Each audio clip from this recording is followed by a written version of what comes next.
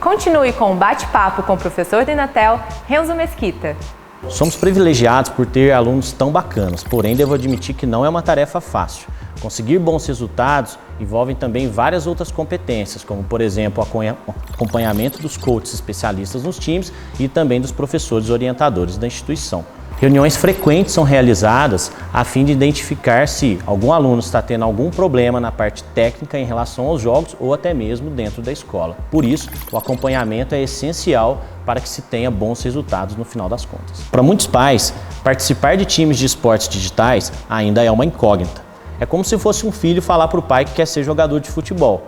Isso é a mesma realidade que acontece no mundo dos esportes eletrônicos. Porém, estudos comprovam que participar de times de esportes eletrônicos podem desenvolver diversas habilidades que hoje também são altamente exigidas pelo mercado de trabalho. Por isso, nós como Faculdade de Tecnologia oferecemos esse diferencial ao nosso aluno, para que ele desenvolva essas competências e também esteja sempre antenado com as tendências do mercado de tecnologia da informação. Fala galera, tudo jóia? Eu sou o Henrique, estou no 6º período de Engenharia de Computação do Inatel e sou coach do Inatel Esportes há 1 ano. O Inatel Esportes, para quem não conhece a gente ainda, é um time universitário de esportes que já participou de vários torneios grandes, como o LUI e TUES, e outros pequenos também, tendo bons resultados na maioria das vezes. Eu vou falar hoje para vocês um pouquinho da nossa rotina de treino no Inatel Esportes e dicas para quem tem interesse em seguir nessa área, que está em bastante crescimento nos últimos anos de esportes. Como a vida de universitário é bastante cheia, nossos treinos geralmente ocorrem à noite, 10 horas, 11 horas. E como coach, eu particularmente ajo da seguinte forma. 1 hora, 2 horas antes de toda a partida, eu procuro sempre preparar o que a gente vai praticar no dia. Estratégias, o que o time pretende praticar, coisas novas.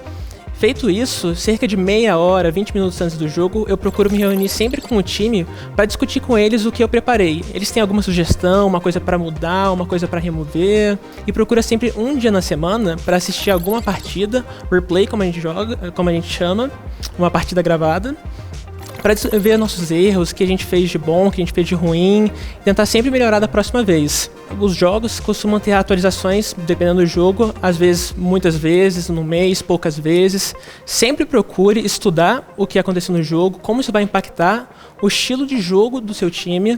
Vai ser uma coisa boa, uma coisa ruim, o que você pode melhorar para o time, uma estratégia nova. Sempre tente inovar também. Isso é uma coisa que ajuda bastante no cenário universitário, você inovar estratégias. Então, galera, uma dica que eu sempre dou pra muita gente é você, no meio das partidas, você sabe levantar, tomar água, não esquecer de ir no banheiro, dar uma volta, abrir a janela do seu quarto. Muita gente joga na escuridão, porque essas coisas, por mais simples que sejam, ajudam a manter a saúde física e mental do jogador. Não é, Rodrigo? É isso aí, Henrique. Então, pessoal, pra quem não me conhece, eu sou o Rodrigo e eu sou jogador do time do Inatel Esportes. E eu vou dar alguns conselhos agora pra você que quer se tornar um jogador assim como eu, assim como nós, e treinar no time um dia, quem sabe. Então, o primeiro passo pra você ser um jogador bom é você jogar bastante. Você tem que treinar pra manter um alto nível de jogo nas suas partidas. Então eu recomendo que você jogue bastante, chame um amigo pra vocês treinarem juntos e trocarem ideias sobre o jogo, que é muito importante pro seu desenvolvimento no jogo. A gente tem um trabalho intensivo na teoria do jogo. Basicamente, a gente acompanha todas as atualizações do jogo, a gente consegue estudar bem a fundo para a gente ter o melhor rendimento sempre nos nossos campeonatos. Então, galera, e além de um jogador do time, eu ainda sou um aluno de engenharia. Então eu tenho que, às vezes, conciliar o jogo com o estudo. Então, ao mesmo tempo que eu tento ser um jogador de alto nível, eu tenho que manter uma média de notas boa. E para isso, é muito simples. Basicamente, você tem que se dedicar nas matérias durante o dia e nas lacunas das suas aulas, das suas matérias, ou até à noite, sem exagerar muito na madrugada, você pode jogar o seu jogo, fica tranquilo e ser um bom jogador.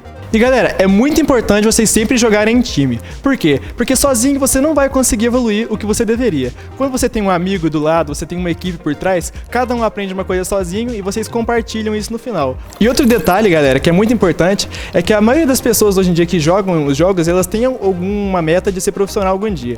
E para isso acontecer, é muito tranquilo, você vai ter que se dedicar no jogo da mesma forma, só que você vai ter que se destacar nele de alguma forma. Isso pode ser de várias maneiras. Você pode, através do próprio jogo, você joga muito bem e é contratado, tem destaque, ou você pode até ingressar numa plataforma de streaming, como o YouTube, a Twitch e várias outras plataformas para você ganhar reconhecimento e, a partir daí, decolar sua carreira.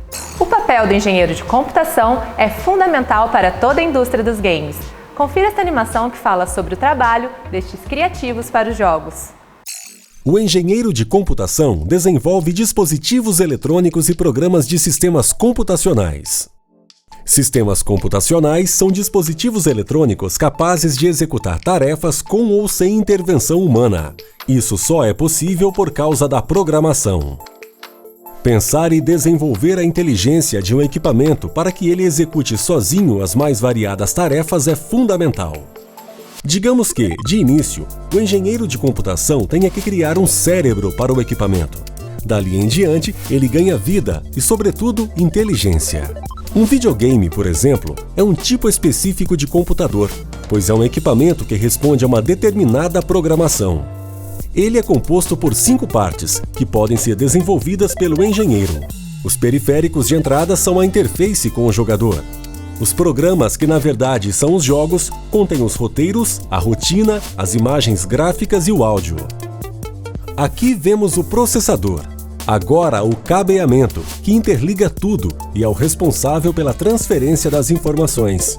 Esses são os periféricos de saída, a interface com o jogador. Por conta do acesso à internet, os videogames também podem processar jogos online.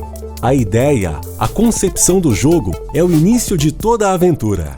Nessa ideia constam cenários, personagens, etapas e afins. O segundo passo é a geração do jogo, propriamente dita. Num arquivo de texto, por exemplo, o criativo descreve o passo a passo desse jogo. Em seguida, o traduz para uma linguagem de códigos, que segue padrões, e o programador deve apenas obedecer estas regras de linguagem. Aqui vemos a estrutura de comandos para cada fase do jogo. Tais comandos baseiam-se em conceitos matemáticos e físicos, tornando o jogo o mais realista possível.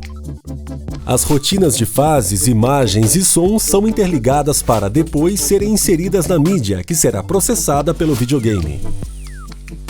Arquivo inserido no videogame. Começa o jogo. Circuitos eletrônicos. Em seu interior executam tudo, da rotina ao áudio e outros detalhes. Além disso, é o responsável por interpretar a linguagem codificada do jogo, respondendo aos periféricos de saída, que são caixa de som, fone e tela. Portanto, o Inatel forma um engenheiro de computação para que tenha capacidade de usar e criar tecnologias para sistemas computacionais, a fim de interligar o homem, a máquina e as rotinas de comando que controlam todo o conjunto, sendo que o engenheiro projeta as rotinas de tarefas nas linguagens codificadas, programas e também os dispositivos eletrônicos.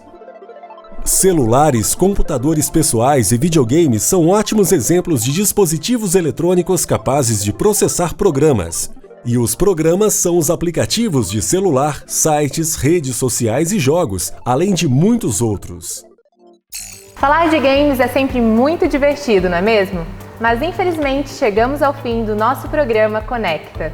Fique de olho nos novos episódios sobre as tecnologias que fazem parte da sua vida. E se você quiser assistir novamente este conteúdo, ele estará disponível no canal TV Inatel no YouTube. Acesse e confira. Até a próxima!